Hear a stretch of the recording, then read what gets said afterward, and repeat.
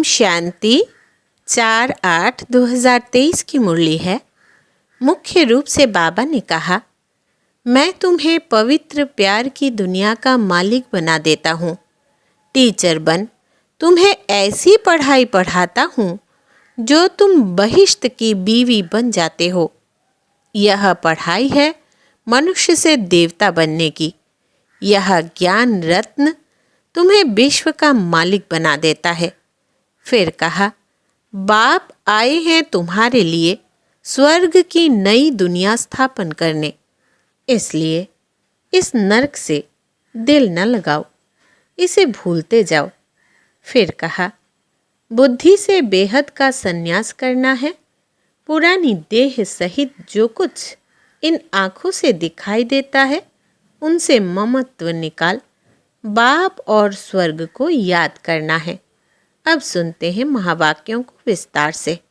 बाबा ने कहा, मीठे लाडले बच्चे, बाप आए हैं तुम्हारे लिए स्वर्ग की नई दुनिया स्थापन करने, इसलिए इस नरक से दिल न लगाओ, इनको भूलते जाओ। प्रश्न है, रहम दिल बाप तुम बच्चों पर किस रूप से कौन सा रहम करते हैं? उत्तर, बाबा कहते हैं, मैं बाप रूप से मीठी स्क्रीन बन तुम बच्चों को इतना प्यार देता हूँ जो दुनिया में दूसरा कोई भी दे न सके। मैं तुम्हें पवित्र प्यार की दुनिया का मालिक बना देता हूँ। टीचर बन तुम्हें ऐसी पढ़ाई पढ़ाता हूँ जो तुम बहिश्त की बीवी बन जाते हो। यह पढ़ाई है मनुष्य से देवता बनने की।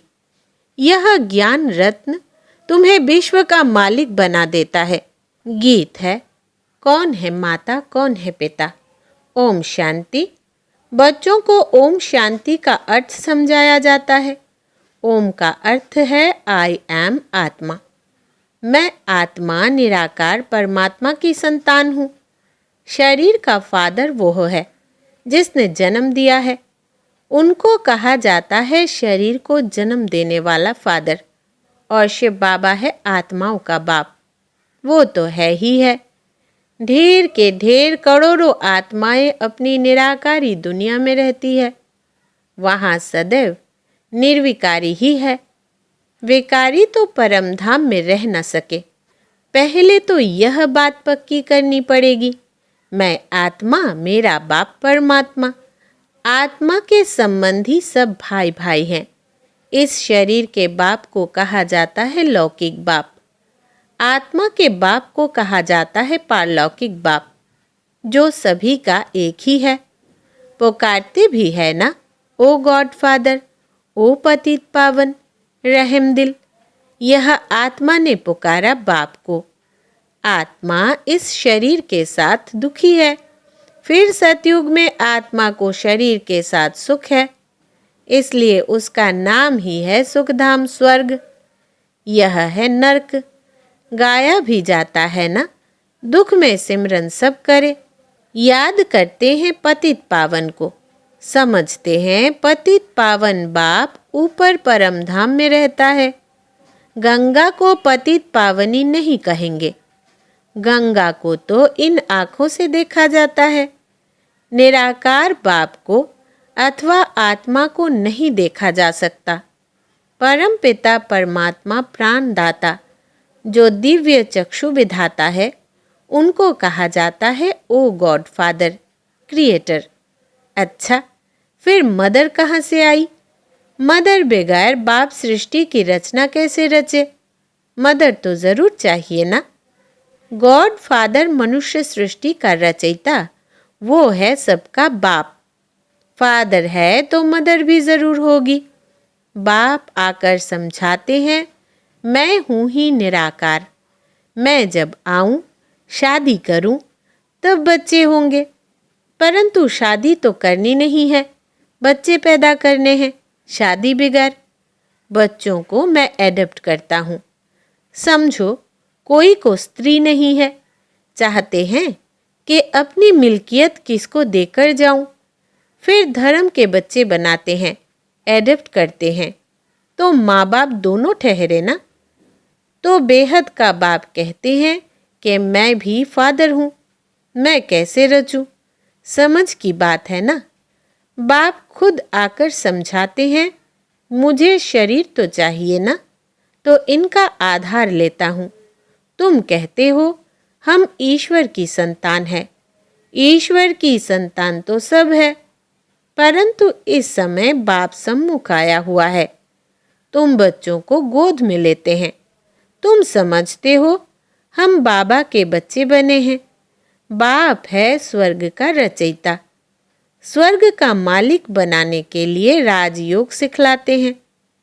खुद बैठ बतलाते हैं, मैं निराकार गॉड फादर हूँ। निराकार को मनुष्य सृष्टि का रचयिता कैसे कह सकते? तो बच्चों को एडप्ट कर उन्हों को ही बैठ समझाते हैं कि मैं शिव निराकार हूँ, तुम भी निराकार आत्माएं हो। तुम गर्भ जेल में आते हो, मैं गर्भ जेल में नहीं आता हूँ। तुम्हारे लिए है आधा कल्प गर्भ महल, आधा कल्प है गर्भ जेल, क्योंकि आधा कल्प माया रावण पाप कराती है। सतयुग में माया होती नहीं जो पति दुखी बनाए। मैं 21 जन्मों के लिए तुमको स्वर्ग का वर्षा देता हूँ। नई दुनिया स्वर्ग को कहा जाता है। मकान भी पुराना होता है तो पुराने को छोड़ नए में जाते हैं। यह भी पुरानी दुनिया है ना। वो है नई दुनिया, गोल्डन एज, पावन दुनिया। तो बाप कहते हैं, लाडले बच्चे, मैं तुम्हारे लिए स्वर्ग स्थापन कर रहा हूँ। तुम फिर नर्क से दिल क्यों लगाते हो? अब नर्क को भूल जाओ, मुझ बाप और स्वर्ग को याद करो। पुरानी दुनिया को भूलते जाओ। यह है बेहद का सन्यास। पुरानी देह सहित जो कुछ भी देखते हो उनका भी ममत्व छोड़ो। समझो हम सब कुछ ईश्वर को देते हैं।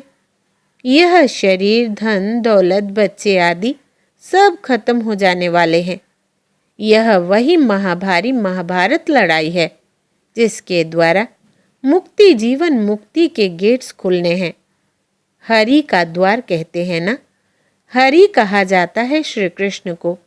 उनका द्वार है बैकुंठ। बैकुंठ के गेट बाप आकर खोलते हैं। वहाँ कोई पतित जा नहीं सकता, इसलिए पतित से पावन बनाते हैं, दुख से लिबरेट करते हैं, और कोई लिबरेट कर न सके। दुख हरता सुख करता बाप ही है। बाप कहते हैं, मैं तुमको राजयोग सिखाता हूँ, सदा के लिए सुख देने आया हूँ। मैं तुम्हारे लिए बैकुंठ हथेली पर लाया हूँ।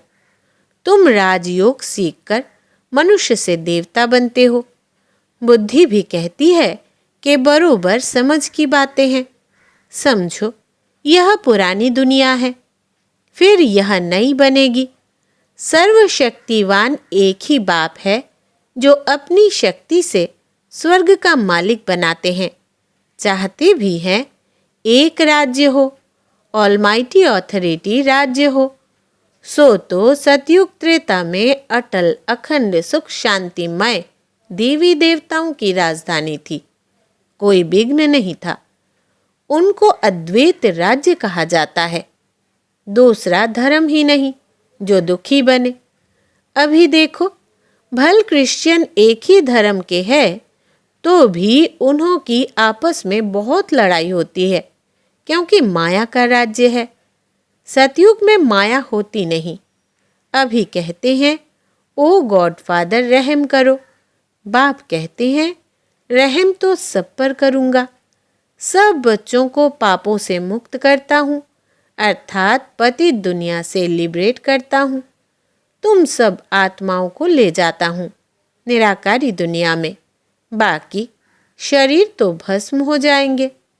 नेचुरल कैलेमिटीज गाई हुई है, आसार भी देख रहे हो। फेमन पड़ना जरूर है। अब बाप कहते हैं, इस छी दुनिया से ममत्व तोड़ो। बेहद का बाप है सेक्रिन। कहते हैं, मैं जो तुमको प्यार करता हूँ सो कोई कर न सके। अभी तुमको पवित्र दुनिया का मालिक बनाता हूँ।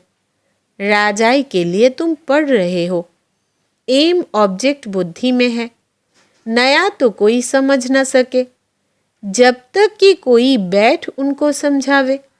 एक हफ्ता बैठ समझे कि मनुष्य से देवता बनना है, इसलिए बाप को जादूगर कहा जाता है। ज्ञान रत्नों से मनुष्यों को देवता बनाता हूँ। उनको रत्नागर, सौदागर, मुसाफिर भी कहते हैं। तुमको आकर स्वर्ग की महारानी महाराजा बनाते हैं। मुसाफिर कितना हसीन है। तुम जो कोई काम के नहीं थे, अब तुमको पढ़ाकर बहिश्त की बीवी बनाता हूँ।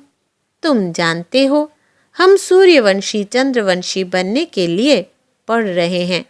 परमात्मा पढ़ाते हैं। तुम यहाँ क्या पढ़ते हो? तुम कहेंगे मनुष्य से देवता बनने के लिए पढ़ रहे हैं, क्योंकि यह आसुरी गुणों वाली मनुष्य सृष्टि विनाश होने वाली है। कहते भी हैं मुझ निर्गुण हारे में कोई गुण नाही, तो वही रहम दिल बाप बैठकर तुमको पढ़ाते हैं। सभी धर्म वाले एक निराकार बाप को ही परमात्मा मानेंगे। मनुष्य भल गॉडफादर कहते हैं, परंतु जानते नहीं कि वो कौन है, कहाँ आते हैं। अभी तुम जानते हो वो पुरानी पतित दुनिया में आते हैं, क्योंकि पावन दुनिया स्थापन करते हैं। पुरानी दुनिया को नई दुनिया बनाते हैं। नई दुनिया में तो सुख ही सुख है। बाबा कहते हैं नई दुनिया स्थापन करने कल्प कल्प मुझे आना ही है। यह तो बुद्धि समझती है कि रात के बाद है दिन, फिर चक्र में कलयुग आता है। कलयुग के बाद फिर सतयुग जरूर होगा ना। तुम बच्चों को कहा ही जाता है स्वदर्शन चक्रधारी। आत्मा जानती है मैं 84 जन्म कैसे लेती हूँ। कोई मनुष्य मनुष्य को सद्गति दे न सके, मैं ही आकर समझाता हूँ। हम तुमको पावन बनाते हैं। योग बल से तुम विश्व पर जीत पाते हो। बाप है सर्वशक्तिवान। बाप से तुमको बेहद का वर्षा मिलता है। आकाश, पृथ्वी, सागर आदि सब तुम्हारा हो जाएगा। यहाँ तो देखो, आकाश पर भी हद, पानी पर भी हद लगी है ना। कहते हैं हमारे पानी के अंदर तुम नहीं आओ। तुम तो वहाँ सारे विश्व पर राज्य करते हो ना। स्वर्ग तो फिर क्या, स्वर्ग को भूल नहीं सकते। मनुष्य जब मरते हैं तो कहते हैं स्वर्गवासी हुआ, परंतु स्वर्ग है कहाँ? जरूर नर्क है ना। यह है ही हेल। सब मनुष्य दुखी है, सब पतित है। यह राज्य ही रावण का है, जिसको जलाते रहते हैं, परंतु जलता ही नहीं है। रावण को 100 फुट लंबा बनाते हैं और बढ़ाते रहते हैं। दिन प्रतिदिन लंबा करते रहते हैं, परंतु समझते नहीं हैं। यह समझ की बातें हैं। यहाँ देखो, मुरली चलती है तो फिर टेप में भरी जाती है, क्योंकि गोपिकाएं मुरली बगैर रह न सके। तो यह प्रबंध है। मुरली बगैर तो तड़फते हैं, क्योंकि यह मुरली है जीवन हीरे जैसा बनाने वाली। यहाँ बाबा पढ़ाते हैं। जो मुरली फिर लंदन, अमेरिका तक जाती है। बच्चे सुनकर बहुत खुश होते हैं। गाया हुआ है, गोपिकाएं मुरली बगैर रह नहीं सकती थी। यह नॉलेज गॉड फादर ही सुनाते हैं। मुख्य एक बात समझानी है कि यह हमारा बेहद का बाप है। इनसे स्वर्ग का वर्षा मिलता है। आत्मा कहती है मेरा बाप परमात्मा है। वो आत्माओं को पढ़ा रहे हैं। ऐसा और कोई कह ना सके कि मैं परमात्मा तुम आत्माओं को पढ़ाता हूँ। ऐसे भी नहीं कहेंगे कि मैं परम आत्मा नॉलेजफुल हूँ। तुम बच्चों को बहुत अच्छी रीति समझाया जाता है, परंतु सबकी बुद्धि एक रस तो नहीं होती है। कोई की सतो प्रधान बुद्धि है, कोई की सतो रजो तमो। इसमें टीचर क्या करेंगे? टीचर कहेंगे पढ़ाई पर पूरा अटेंशन नहीं देते थे। गॉड फादर है नॉलेजफुल। जैसे टीचर नॉलेजफुल है, स्टूडेंट को पढ़ाते हैं, आप सामान बनाते हैं, वैसे इस सृष्टि चक्र की नॉलेज गॉड फादर के पास ही है और कोई नहीं जानते। बाप ही नॉलेज सिखलाए नॉलेजफुल बनाते हैं।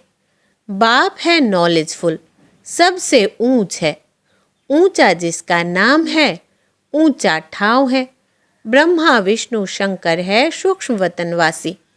3rd ग्रेड में है मनुष्य। मनुष्य में भी ग्रेड है। सतयुग में मनुष्यों की ग्रेड बड़ी ऊंची रहती है। तुम गोल्डन एज में जाते हो, आयरन एज खत्म हो जाएगा। गोल्डन एज है तो सिल्वर एज नहीं, कॉपर एज है तो आयरन एज नहीं। यह सब बातें बुद्धि में रखनी है, इसलिए चित्र बनवाए हैं।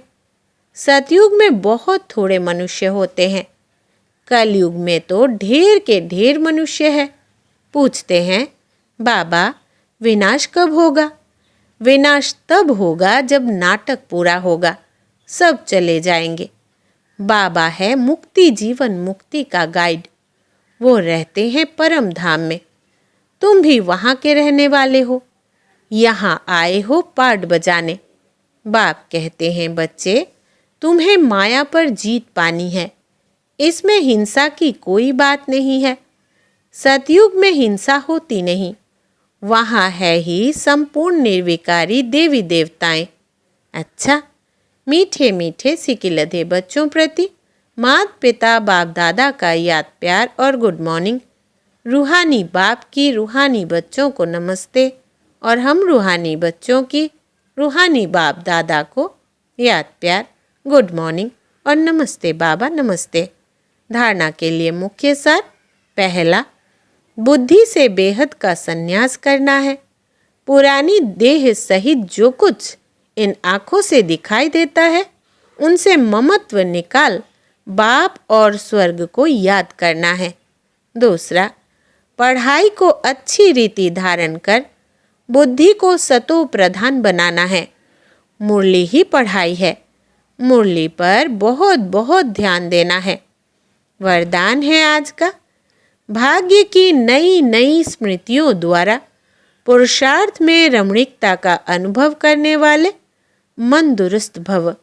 विस्तार है, ब्राह्मण जीवन में लास्ट जन्म होने के कारण शरीर से चाहे कितने भी कमज़ोर या बीमार है, लेकिन मन सबका दुरुस्त है, उमंग उत्साह से उड़ने वाला है। पावरफुल मन की निशानी है, सेकंड में जहाँ चाहे वहाँ पहुँच जाए। इसके लिए सदा अपने भाग्य के गीत गाते उड़ते रहो। अमृत वेले से भाग्य की नई नई बातें स्मृति में लाओ। कभी किसी प्राप्ति को सामने रखो, कभी किसी, तो पुरुषार्थ में रमणीकता आ जाएगी। बोर नहीं होंगे, नवीनता का अनुभव करेंगे। स्लोगन है, आगे पीछे सोच समझकर हर कर्म करो तो सफलता प्राप्त होती रहेगी। आगे पीछे सोच समझकर हर कर्म करो तो सफलता प्राप्त होती रहेगी। अच्छा, ओम शांति।